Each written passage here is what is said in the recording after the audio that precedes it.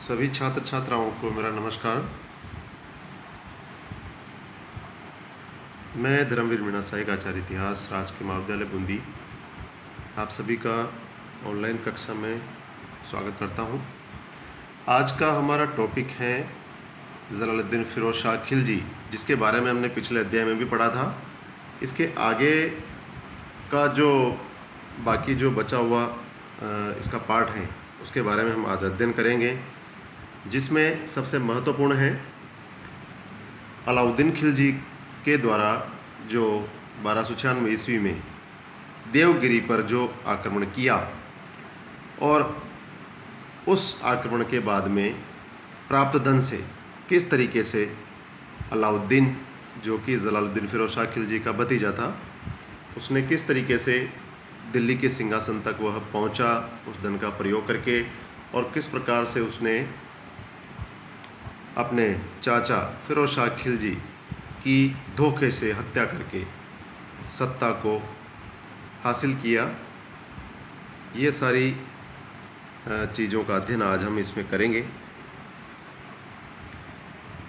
पिछले अध्याय में हमने जलालुद्दीन फिरोज शाह खिलजी के प्रारंभिक जीवन और मलिक छज्जू के विद्रोह के बारे में अध्ययन किया, जो कि कड़ा मानिकपुर का सूबेदार था।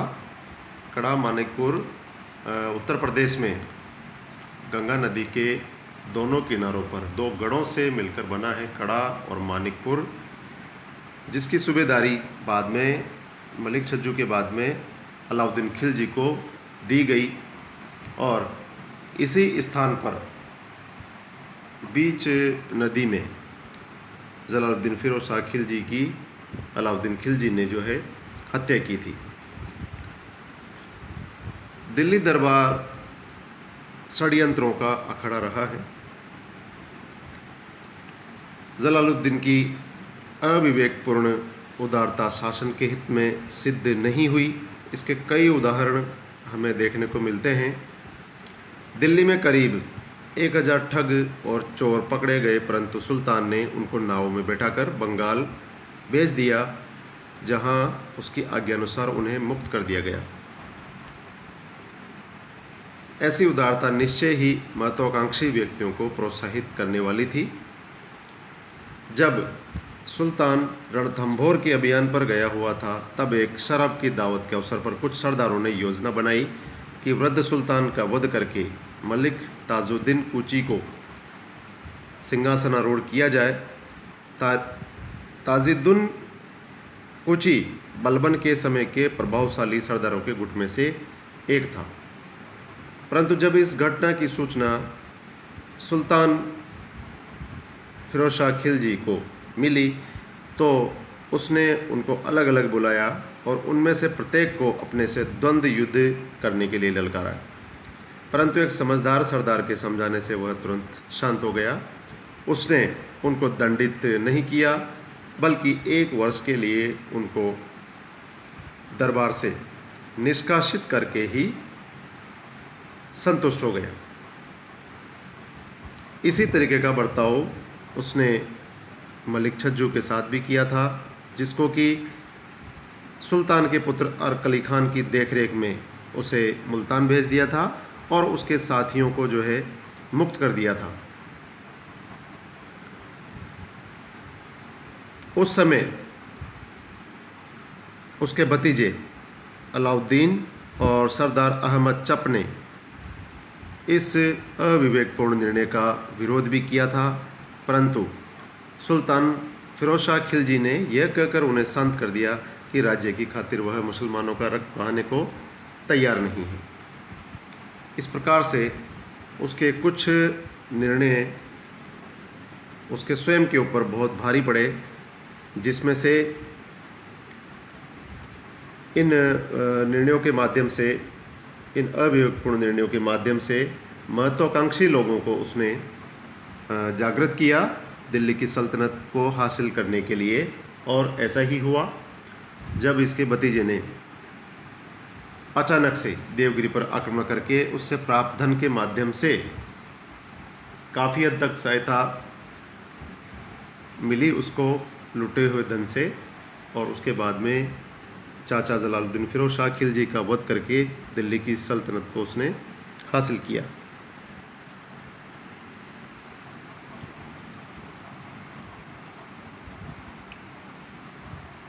जलालुद्दीन फिरोज शाह खिलजी के समय में उसके भतीजे अलाउद्दीन खिलजी,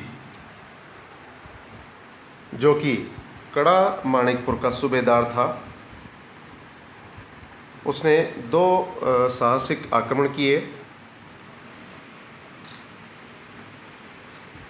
1292 ईस्वी में सुल्तान की स्वीकृति लेकर उसने मालवा में स्थित भिलसा पर आक्रमण किया और वहाँ से वह बहुत सा धन लूट कर लाया, जिसका एक भाग उसने उस समय सुल्तान के पास भेज दिया।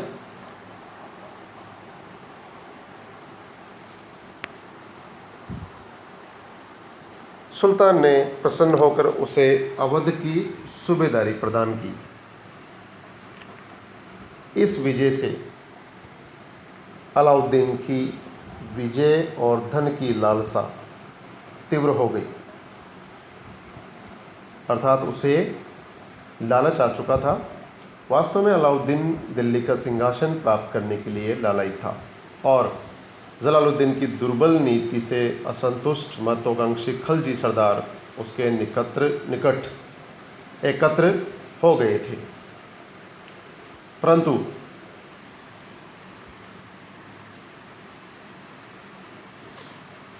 परंतु अलाउद्दीन को अपनी शक्ति और समर्थकों की संख्या में वृद्धि करने के लिए धन की अत्यधिक आवश्यकता थी।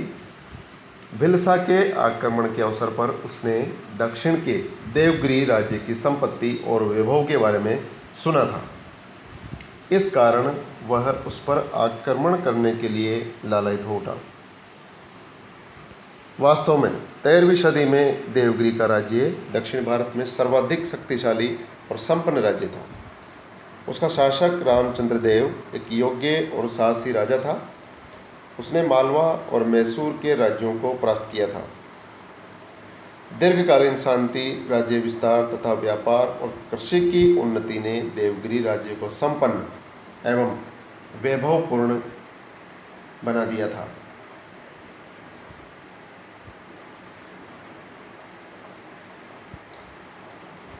उस समय तक उत्तर भारत का कोई भी मुसलमान शासक दक्षिण भारत में प्रवेश करने का साहस नहीं कर सका था तथा दक्षिण भारत के राज्यों का सम्मान और संपत्ति सुरक्षित रही थी। अलाउद्दीन ने देवगिरी की संपत्ति को लूटने का निश्चय किया, परंतु उसने अपनी योजना को पूर्णतः गुप्त रखा। उसने सुल्तान जलालुद्दीन से केवल चंदेरी पर आक्रमण करने की आज्ञा मांगी। फरवरी 1296 ईस्वी में अपने 8000 चुने हुए घुड़सवारों को लेकर वह दक्षिण की ओर रवाना हुआ। चंदेरी और भिलसा होता हुआ वह देवगिरी की उत्तरी सीमा पर स्थित एलिचपुर नामक स्थान पर पहुंच गया, जहां उसने 2 दिन आराम किया और यह अफवाह फैला दी कि वह दिल्ली से भागा हुआ एक असंतुष्ट सरदार है जो तेलंगाना राज्य में नौकरी प्राप्त करने की आशा से जा रहा है। देवगिरी से प्राय 12 मील पश्चिम की ओर वहाँ के सरदार कान्हा ने अलाउद्दीन का मार्ग रोका। 2 साहसी जागीरदार रानियों ने भी उसकी सहायता की। अलाउद्दीन को कठिन मुकाबला करना पड़ा, परंतु उसने उन्हें परास्त किया और देवगिरी की ओर बढ़ा। उस अचानक आक्रमण से रामचंद्र देव चकित रह गया। मुसलमानों का दक्षिण भारत पर यह पहला आक्रमण था जिससे जनसाधारण में भय और आतंक फैल गया। रामचंद्र देव का बड़ा पुत्र शंकर देव राज्य की चुनी हुई सेना लेकर युद्ध करने के लिए होयसल राज्य की सीमा पर गया हुआ था। ऐसी स्थिति में और मुख्यतया तब जबकि अलाउद्दीन की सेना नगर में प्रवेश कर रही थी, रामचंद्र देव ने किले के फाटक बंद करके अपनी सुरक्षा करने का प्रयत्न किया। रामचंद्र देव कितना असावधान था, यह इस बात से स्पष्ट होता है कि उस समय उसके किले के चारों तरफ खाई में न तो पानी था और न ही किले में रसद का प्रबंध था।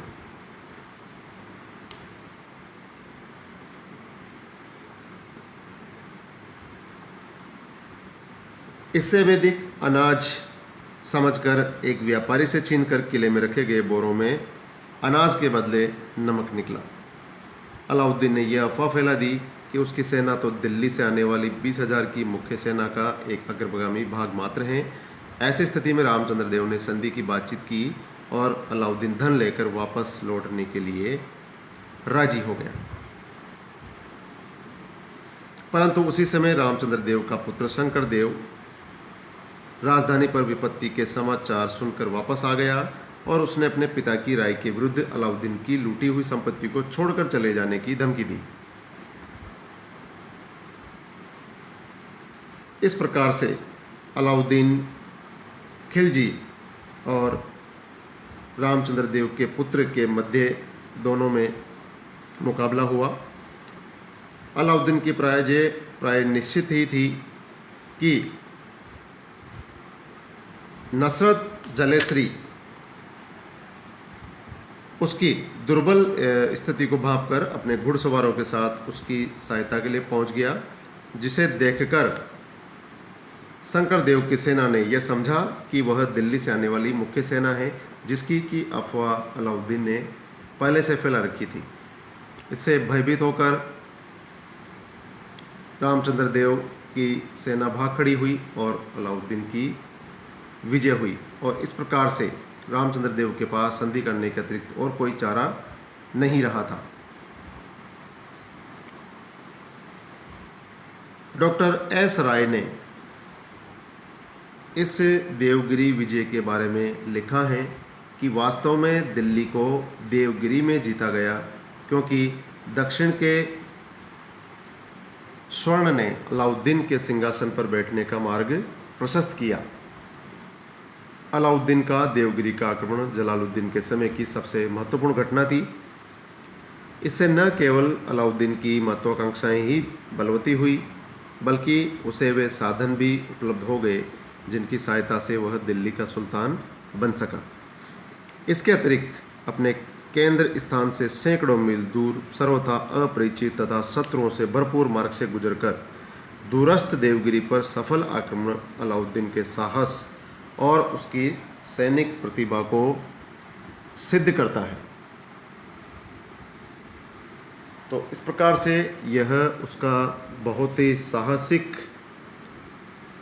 जो है निर्णय रहा, युद्ध रहा और उसमें सफलतापूर्वक विजय हासिल करके वह वापस कड़ा मानिकपुर की ओर लौट रहा था।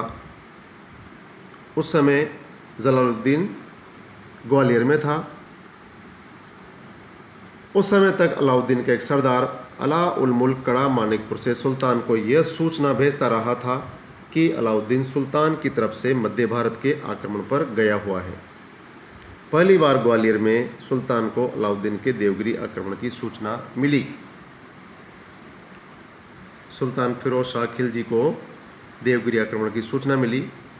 अहमद चप ने सुल्तान को सलाह दी कि सुल्तान को अलाउद्दीन का मार्ग रोककर उससे दक्षिण में प्राप्त संपत्ति को छीन लेनी चाहिए, अन्यथा वह धन उसे शक्तिशाली बना देगा जो राज्य के हित में नहीं होगा। परंतु सुल्तान ने उसकी सलाह को ठुकरा दिया और उसके पश्चात सुल्तान दिल्ली चला गया और अलाउद्दीन बिना किसी बाधा के कड़ा मानिकपुर पहुंच गया।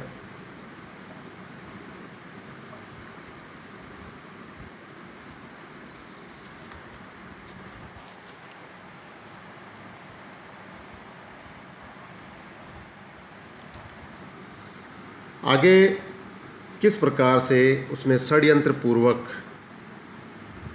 अपनी इच्छाओं को पूरा किया, इसके बारे में हम बात करते हैं। अलाउद्दीन ने अपने भाई अलमास बेग, जिसे कि बाद में उलुग खान की उपाधि से विभूषित किया गया था, उसको उसने पत्र लिखा कि वह बहुत भयभीत है क्योंकि उसने सुल्तान की आज्ञा के बिना देवगिरी पर आक्रमण किया और वह सुल्तान को देवगिरी की संपूर्ण संपत्ति सौंपने को तैयार है, बशर्ते सुल्तान स्वयं कड़ा मानिकपुर आए। यदि ऐसा न हुआ तो वह बंगाल भाग जाएगा अथवा आत्महत्या कर लेगा। इस प्रकार का पत्र उसने सुल्तान को लिखा और उससे माफ़ी मांगी कि मैंने आपकी बिना इजाज़त के देवगिरी पर आक्रमण किया है और मैं अपने इस कृत्य से बहुत डरा हुआ हूँ। या तो मैं आत्महत्या कर लूँगा या फिर बंगाल भाग जाऊँगा। ऐसी सूचना अपने भाई के माध्यम से उसने सुल्तान तक पहुँचाई। अल्मास बेग ने चालाकी से काम लिया और अलाउद्दीन के प्रति सुल्तान के प्रेम और विश्वास का उसने पूरा लाभ उठाया। उस समय तक दरबार के अधिकांश सरदारों को यह विश्वास हो गया था कि अलाउद्दीन चालाकी कर रहा है और संभवतः बंगाल जाकर अपना स्वतंत्र राज्य स्थापित करना चाहता है, परंतु तब भी अपने वफादार सरदारों की सलाह को ठुकराकर सुल्तान फिरोज शाह खिलजी ने अलाउद्दीन से मिलने के लिए मानिकपुर जाने का निर्णय किया। स्वयं सुल्तान नदी के मार्ग से मानिकपुर गया और उसकी सेना अहमद चप के नेतृत्व में स्थल मार्ग से गई। अलाउद्दीन कड़ा को छोड़कर गंगा नदी को पार करके मानिकपुर पहुंच गया, जिससे स्थल मार्ग से आने वाली सुल्तान की सेना को नदी पार करने में कठिनाई हुई। उसके पश्चात भी सुल्तान के पहुंचने पर अलाउद्दीन ने अपने भाई अल्मास बेग को उसके पास भेजा और उसने सुल्तान को केवल कुछ विश्वास पात्र सरदारों को लेकर गंगा पार करने के लिए राजी कर लिया। सरदारों ने सुल्तान को समझाया कि अलाउद्दीन एक तो स्वयं उससे मिलने नहीं आया और दूसरे उसने अपनी सेना युद्ध की तैयारी में खड़ी कर रखी है। इस कारण सुल्तान को उसके पास नहीं जाना चाहिए, परंतु सुल्तान अल्मास बेग की बातों में आ गया और केवल 2 नावों में अपने कुछ एक सरदारों को लेकर अपने भतीजे से मिलने चल पड़ा। तट पर पहुंचने से पहले अल्मास बेग की प्रार्थना पर सुल्तान ने अपने शस्त्र उतार फेंके और अपने सरदारों के शस्त्र भी उतरवा दिए, जबकि अलाउद्दीन की सेना युद्ध पंक्ति में खड़ी थी। अतः जो होना था वही हुआ। अलाउद्दीन नदी के तट पर जलालुद्दीन से मिलने आया और सुल्तान के पैरों पर गिर पड़ा। सुल्तान ने उसे उठाकर गले से लगाया और उसे आश्वासित करता हुआ अपनी नाव की ओर चला। उसी समय अलाउद्दीन के इशारे पर मोहम्मद सलीम ने सुल्तान पर आक्रमण कर दिया। सुल्तान घायल होकर अपनी नाव की तरफ यह कहता हुआ भागा कि धोखेबाज अलाउद्दीन, यह तूने क्या किया। एक अन्य सरदार इख्तियारुद्दीन खुद ने सुल्तान के पीछे दौड़कर उसे भूमि पर गिरा दिया और उसका सिर काट दिया। एकमात्र मलिक फखरुद्दीन को छोड़कर सुल्तान के सभी साथी कत्ल कर दिए गए अथवा गंगा में डूबकर मर गए। इस प्रकार से 20 जुलाई 1296 ईस्वी को सुल्तान जलालुद्दीन का वध कर दिया गया और जब सुल्तान के कटे हुए सिर से रक्त बह रहा था, अलाउद्दीन को सुल्तान घोषित कर दिया गया। सुल्तान के कटे हुए सिर को कड़ा मानिकपुर और अवध की सीमाओं में एक साधारण अपराधी के सिर की भांति घुमा घुमा कर जनसाधारण को दिखाया गया। तो इस प्रकार से अलाउद्दीन खिलजी ने अपनी चालाकी और धोखे से अपने चाचा सुल्तान फिरोज शाह खिलजी को मौत के घाट उतार दिया और उसके बाद उसने अपना राज्याभिषेक करवाया। 22 अक्टूबर 1296 ईस्वी को अलाउद्दीन ने दिल्ली में प्रवेश किया, जहां बलबन के लाल महल में उसने अपना राज्याभिषेक करवाया और दिल्ली का सुल्तान बना। तो आज के इस ई व्याख्यान में हमने जलालुद्दीन फिरोज शाह खिलजी की बिना अनुमति के अलाउद्दीन खिलजी ने किस प्रकार से देवगिरी पर आक्रमण किया और उस आक्रमण के बाद में अपनी महत्वाकांक्षाओं को पूरा करते हुए अपने चाचा का वध करके वह दिल्ली का सुल्तान बना, उसके बारे में अध्ययन किया। नेक्स्ट क्लास में हम अलाउद्दीन खिलजी के शासनकाल के बारे में अध्ययन करेंगे। धन्यवाद।